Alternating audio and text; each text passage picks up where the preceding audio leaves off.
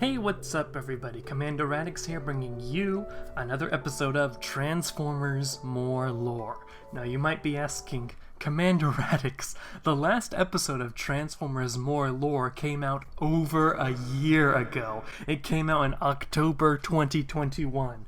And to that I have to say, come at me. What do you want from me? Videos? Don't be crazy. So since it's been over a year since the last episode of Transformers More Lore, let me explain the concept to you again.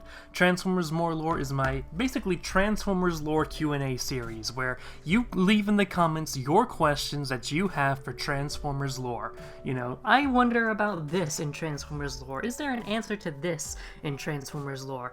Then you leave the comment. You can also, now that we have Twitter back, by the way, my Twitter's back, please follow me on Twitter. I'm begging you.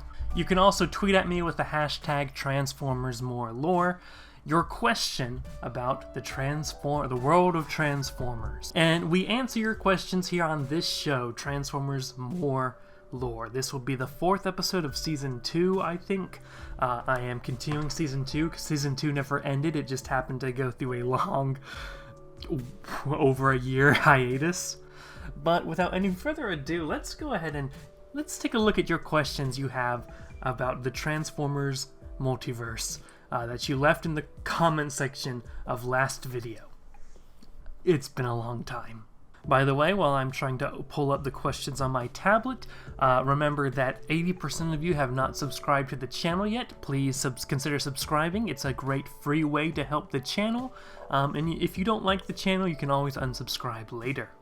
John Golis says, in Cyberverse, when the Decepticons are steaming live on what was basically Instagram, it made me think, is there any Cybertronian social media of any kind? In Prime, Shockwave even describes the human internet as a primitive datanet, which perhaps imply that things such as social media streaming platform was a juvenile concept, yet there was basically a Decepticon Instagram, so I am curious on if there has been any exploration into such concepts in Transformers lore.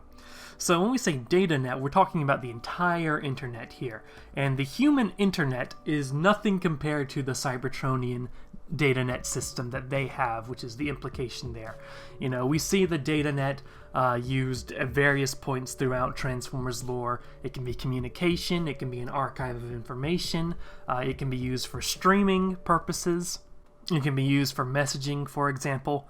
But for Transformers social media in particular, we have things like, it's not social media, but there is Autopedia, which is like an Autobot encyclopedia that is used by the Autobot forces to compile profiles of their troops in the first IDW Hasbro universe. Also in the IDW Hasbro universe, we have basically what's implied to be a Cybertronian version of YouTube. The member of the Circle of Light Outrigger often uses his YouTube channel, or whatever they call it. I don't think they give it a name to what it is, but we see him vlogging, going through Titan bodies, because he does a history vlogging series on whatever the Cybertronian equivalent of YouTube is on the Cybertronian datanet. So yeah, social media like that does exist, particularly a Cybertronian equivalent of YouTube, although we don't get its name. Generic Stickman says, were Sparks ever reintroduced into the US Sunbow cartoon continuity? Yes, Sparks were introduced with the Beast Wars series, which is part of the continuity of Prime X 984.17 Alpha, the original, well, the Sunbow Transformers continuity. Zoe Zephyrantes. I'm so much more used to Tercel pics. I'm writing assuming it will be a hot minute before the next More Lore. But how did post-Shroud characters, namely Shockwaves, appear in the Legends manga during the Color Wars? A good question, and a question that really couldn't be answered at that time because that series was still coming out. But the Color Wars you're referring to is a series of events that happen in what is called the Precursor world, which is the universe that inhabits the space of Prime X 785 point. I don't remember the last two numbers. Alpha, the Japanese cartoon continuity. And because of its place in the timeline, it does technically happen before the Shroud. It's released after the Shroud, but where it is on the timeline is before the Shroud, which puts us in that very weird situation where things that happen in a universe that was confirmed to be in the multiverse before the Shroud, but it's material released after the Shroud, so the content that you go back retroactively doesn't have to follow the same rules as you've established before. It's complicated, it's weird, I hate the Shroud, but let's assume that the events we see in the Precursor world are in fact canon to the pre-Shroud multiverse. In which case we have a Shockwave that looks very much like a Cyberverse cartoon Shockwave. And the problem here is that Cyberverse is not part of the pre-Shroud multiverse. Cyberverse is its own thing, it's separated from the multiverse. Please don't start saying, oh, there was a multiverse in Cyberverse. That multiverse is not the multiverse that we're talking about here. So the question is, what's implied here with the appearance of a Shockwave in a Cyberverse-esque body in the multiverse, the capital M multiverse? Does this mean that Cyberverse is part of the multiverse? Really, we don't know. There's not really enough to go on off of here. And as far as body types are concerned, I believe Bumblebee started using a Cyberverse-style body in the IDW universe, the original IDW universe, so the appearance of a character in that body does not necessarily mean that it is a Cyberverse universe that's being depicted here. But really, we don't have enough to make a solid conclusion. My speculation here is it's probably a Shockwave that is in a body that is similar to a Cyberverse Shockwave, but I do not think it's a Shockwave from a as-of-yet unestablished Cyberverse-based cluster. Lord Adam asks, Commander, have a quick question. What are Outliers in Transformers lore? Outliers is a type of Cybertronian who really we can interpret it to have some sort of power or to be really strong. For example, let's take Skywarp. Skywarp can teleport. You know, is that part of the anatomy of your average Transformer? Can the average Transformer do that? Not really, no. Thundercracker can make sonic booms or something. There are Cybertronians who have special powers that are not part of the usual Cybertronian anatomy. That's what an outlier is. Think of it similar to the mutants of the Marvel Universe. Humans that just happen to have something a bit different with them that gives them a special power. This can also come in the form in a Transformer naturally being really super strong. In fact, in the Hasbro Universe lore, the IDW Hasbro Universe lore, these types of outliers are called 0.1%ers because of how rare they are, and their sparks are often green, but not always. But those types of Transformers can carry a big load. They're really strong. These are your Optimus Primes, your Megatrons, your Ultra Magnuses. Ultra Magnesi? Magnese? But other outliers are people like, for example, Windcharger's power with magnetism, Trailbreaker's ability to create force fields. These are natural parts of their anatomy that most Transformers do not have. Shut up, tablet. Now, just because the 0.1%er and outlier concepts were introduced in IDW's first universe, that doesn't mean that they don't That doesn't mean it doesn't exist in the other universes. In fact, other universes have mentioned the concept of outliers, and I think also 0.1% sparks.